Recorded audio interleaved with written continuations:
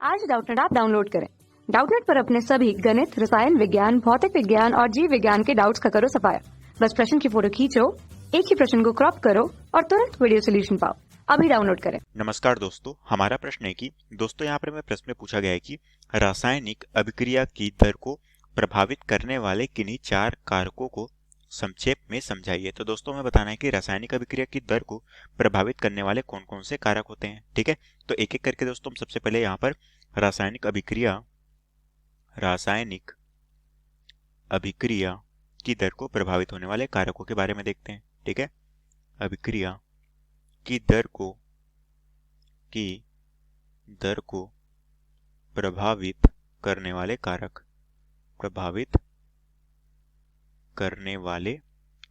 एक एक करके हम इसके कारकों को देखते हैं। ठीक है, तो दोस्तों हम जानते हैं कि सबसे पहला और मुख्य कारक क्या होता है, वो होता है हमारा ताप। ठीक है, तो हम कह सकते हैं कि सबसे पहला और मुख्य कारण क्या है, वो है ताप।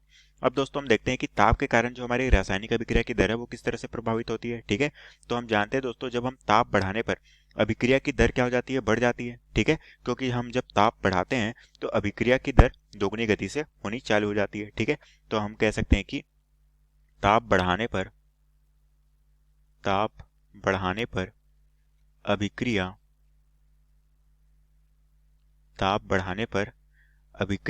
की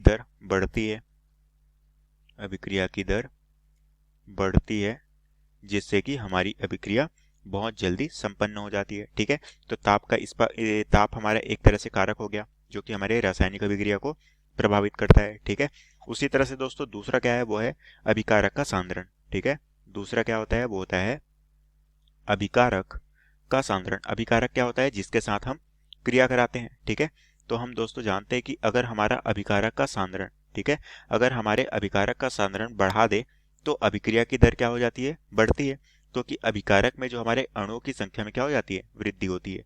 ठीक है, तो हम कह सकते हैं कि अभिकारक का सांद्रण बढ़ाने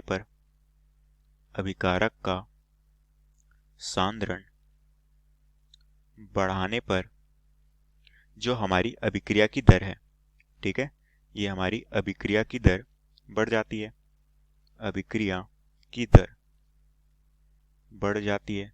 ठीक है, और ये बढ़ क्यों हो जाती है, क्योंकि हमारी जो अभिकारक के अणुओं की संख्या में वृद्धि होती है। क्योंकि अभिकारक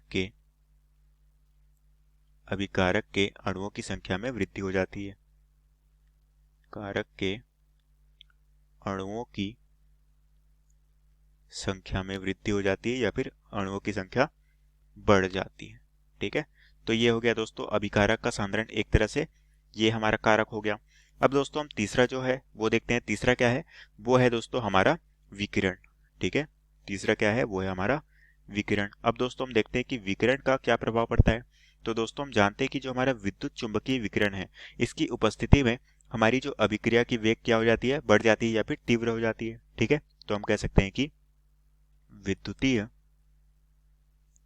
विद्युतीय चुंबकीय विकिरण, विद्युतीय चुंबकीय विकिरण की उपस्थिति में जो हमारी अभिक्रिया का वेग है,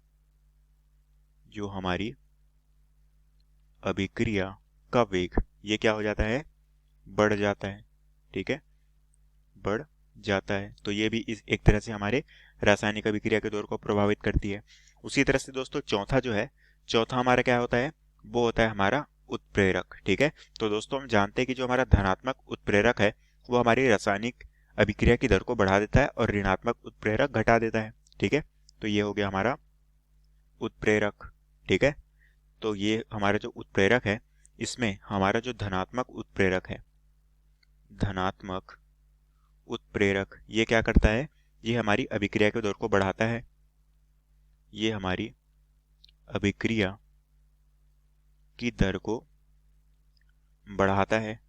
ठीक है, और हमारा जो ऋणात्मक उत्प्रेरक है, ठीक है, ये हमारा जो ऋणात्मक उत्प्रेरक है, ये क्या करता है, ये हमारी अभिक्रिया की दर को कम करता है। ठीक है, तो ये हमारी अभिक्रिया की दर को कम करता है। ठीक है, कम करता है। तो इस तरह से दोस्तों हमने यहाँ पर ये जो हमारे रासायनिक अभिक्रिया के दर को प्रभावित करने वाले मुख्य 4 कारक जो हमें प्रश्न में पूछे गए थे वो हमने यहाँ पर देख लिया, और यही दोस्तों में प्रश्न में पूछा गया था जो कि हमारे प्रश्न का उत्तर है। तो आशा करता हूँ दोस्तों आपको ये प्रश्न समझ आया होगा। धन्यवाद। कक्षा 6वीं से 12वीं से लेकर नीट, IIT, JEE वो एडवांस के लेवल तक 1 करोड़ से ज्यादा छात्रों का भरोसा। आज ही डाउनलोड करें डाउटनेट ऐप या व्हाट्सएप करें अपने सारे डाउट्स 8400 400 400 पर।